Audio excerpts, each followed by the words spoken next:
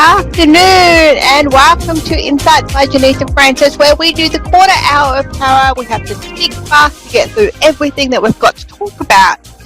Hope you are having a splendid week. I have been noticing that 7 days is a huge amount of time to create a different energy, and everything is shifting. It's shifting all over the place, which is brilliant because it could not possibly stay where it was. It was far too draining on everybody's resources and everybody's energy stores. So wherever you are in the world, thank you very much for tuning in. It is always a pleasure to be here doing a collective reading today. But before we get into that, I wanted to let you in on a couple of exciting things that have happened for myself over the last week, and that is our podcast has taken off.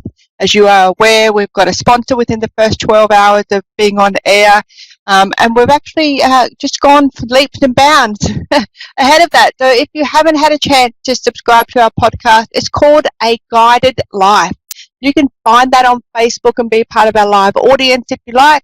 You can also subscribe through a Buzzsprout and listen to the replay afterwards. It's no fluff conversations about spirituality, freedom, life, just everything. And we actually have a wheel of wisdom if you haven't already seen it, and we spin the wheel and that's how we choose our topics every week. So it's quite exciting. We leave it over to fate, and hopefully fate is nice to us and not makes us do too many brain buzzing topics.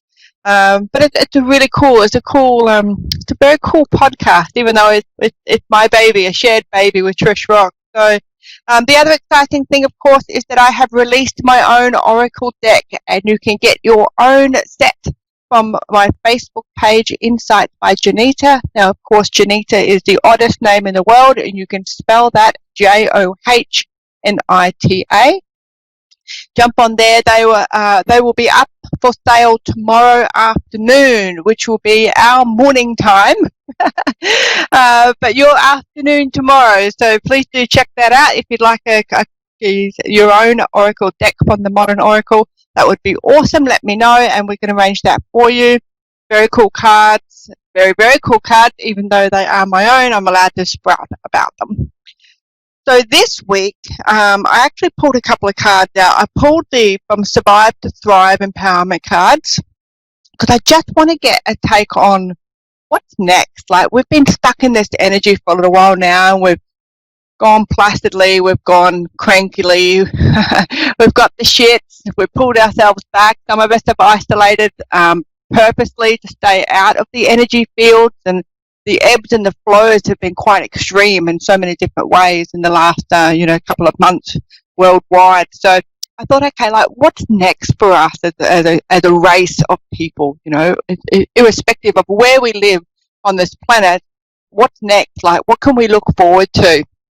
And we got some beautiful cards out. We got a number 8 card, which is all about power and abundance, claiming back our power, which is fantastic, and also 22, which is a master builder number. This means that we have an opportunity to change the way we do things, change the way we look at things, change our environment, our family structure, and our personal structure as well, and how that looks, so we can actually make positive changes in our lives, decide what we didn't enjoy about our lives previously in the old world, if that's what you want to call it. And this is an opportunity kind of like to get a blank canvas and repaint, choose the colors that you want in your painting of life. You might have had different colors last time, the darker colors, and now you think, I used to worry about so much shit that I don't need to worry about. Why did I stress about that? The things that we think we have control over, we actually don't.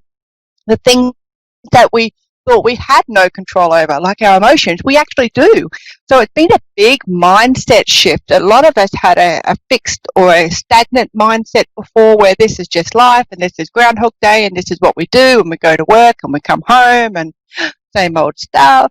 And now we've got this growth mindset where we're saying, I don't want that anymore. Some aspects I do, some aspects I really love about it, but for most part, I want to change these things. I'm not happy with these things, and this is a golden opportunity to do that. And I have been talking about golden opportunities the entire time the world has been in chaos, because like straight after the bushfires that we had in Australia, new growth was starting to sprout. As soon as we had that first little drizzle of rain, all the leaves were coming back and grass was coming back, and the animals were starting to come back out of hiding and move around. And so for every chaotic situation, there's actually peace and calm right around the corner. So it always pays to focus on that peace and calm that's coming, because we know it's coming. That's what happens with chaos. The storm passes and everything starts to settle down. During the storm, it's scary, it's horrific, it's unknown. We don't know what's going to happen or how bad the storm's going to be, but we always know that the sunshine's coming out the other side as soon as the storm passes. And that's pretty much what life's all about, isn't it, really? So the number 8 card is all about being a role model. And I thought this was interesting because a lot of the human people have a hive mind. Like, it's so easy to stir up a crowd, isn't it? What if we stirred up a crowd for the right reasons, or for peaceful reasons, or for loving reasons, and how much we could shift that from a fear-based mindset into a mindset of peace and loving, and what can we do to fix this as solutions. Look at what's going on as opposed to exacerbating the problem. So the number 8 card is being a role model. The affirmation for that is, I am now willing, ready, and able to be a positive example. So to use someone else's quote, of course, is, be the change you want to see in the world. And that is exactly what this is all about. We can't run around pointing fingers at everybody else, telling everybody what they need to do to change. We actually at some point need to look at our own actions and our own responsibilities and behaviours and see how that ties in. The 22 card, the Master Builder, it's a determination card.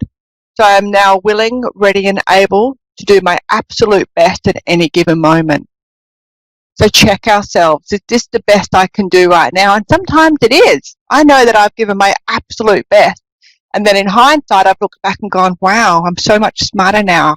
I might have done that thing differently, but I did the very best I could at that time, given the information that I had. That's all anyone can ask of you. The next part of the collective reading is I pulled from Planetary, or the Zodiac deck. And this is really interesting because the 7th house came up, which is all about our relationships, our significant partnerships. Now, they could be intimate, they could be business partnerships, they could be civil partnerships, romantic, business, family, any sort of partnership that you have.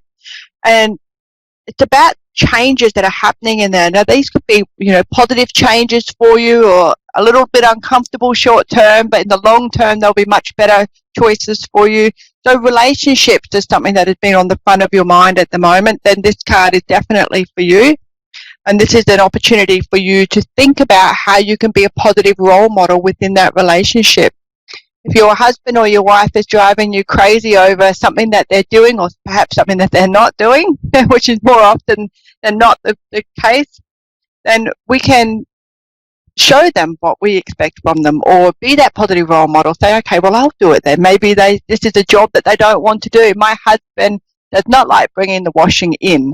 He will do the washing, he'll peg it out, but he does not like bringing it in and putting it away. So the compromise is, if he does the first part, I'll do the second part. Doesn't mean that I have to get angry with him because he won't bring the washing in. It just means that I don't mind which part I do. I'm happy to negotiate that, being a positive example. And I'm absolutely willing to be able to do my best at any given moment. Okay, babe, you don't like doing that part? I'll do that part. Can you do this part instead? Yep, compromise. End of story. Solved. 7th house, we're rocking it. The 1st house is all about ourselves and how we look at ourselves, and perhaps how we think others might look at us. So when we're feeling like we're not being as successful as we perhaps would like ourselves to be, go and find your biggest fan. Sometimes it's your mum, sometimes it's your dad, sometimes it's your best mate. Go find that person and get them to tell you your best traits, your top 5 traits, top 5 things that they love most about you. And then try to put yourself in their shoes so that you see those top 5 traits yourself. This will pull you out of that feeling of things are not going the way I thought they would go. And especially with what we're just coming out of now, a lot of people are thinking, crap, like I thought I had my life under control and I thought I was stable and I thought all these things, and it was almost like an illusion, because in a heartbeat, out of my control, all of those things were removed or diminished or depleted, taken away from me in one form or another. And that's a real big kick in the pants to your ego and to your ambition and your drive and how you see yourself, your self-worth and self-value. So if you're feeling in that way, and this card is for you if you are in particular feeling like, wow, I can't really find myself, I don't know where my footing is, go and ask your best fan, what are my best 5 traits? What are the top 5 things that you love most about me? And then try to see yourself through their eyes. Try to see those traits in yourself. The 5th house has come up as well. So there's lots of different opportunities here for wherever you're sitting in your path at the moment. The 5th house is about things that you're creating and that you're proud of. So if you've come from, let's say 3 months ago where you're thinking, okay, I really want to try working from home. I really want to try getting my business off the ground. And you've actually managed to do that. Even if you've taken what you consider to be a tiny step towards it, you're still passing everybody that's still thinking about it or that hasn't bothered to put those first steps in place. So be super proud of all the things that you have accomplished. Be super proud of the fact that we've come out the other side of this through a really chaotic time that most of us have never seen this sort of stuff before that's going on. And we've come out the other side and we know that we want more in our lives. We want a different standard now. We want a different way of living. We want better equality or better understanding, better respect and courtesy. Respect and courtesy are big things for me. So number 5, the 5th house, is where you have your fun. You create the things that you're most proud of. So if you're looking at changing your career, looking at changing aspects of your life, this is your golden opportunity to do that. So do that now. You haven't already, because I think I've pretty much spoken about it every single week. I just love the clean slate opportunities. I never see the negative in a situation. I always see the positive. What can I learn from this? What will I do differently if I'm ever faced with these circumstances again? And sometimes I'm really, I'm up to my neck in shit. I've got no arms, no legs, a crocodile's coming in at me. But I will still say, okay, well, you know what? I'm not up to my ears in shit. So what can I do to get out of this? I will always use the positive every single time. The 4th house is all about your home and your roots and where you come from and what it's about. And this is for the people that may have thought about culturally, religious connotations, religious beliefs, cultural beliefs, all those things that you were just going through the motions in your normal everyday life before, and you haven't for one reason been able to do that during this lockdown and isolation period.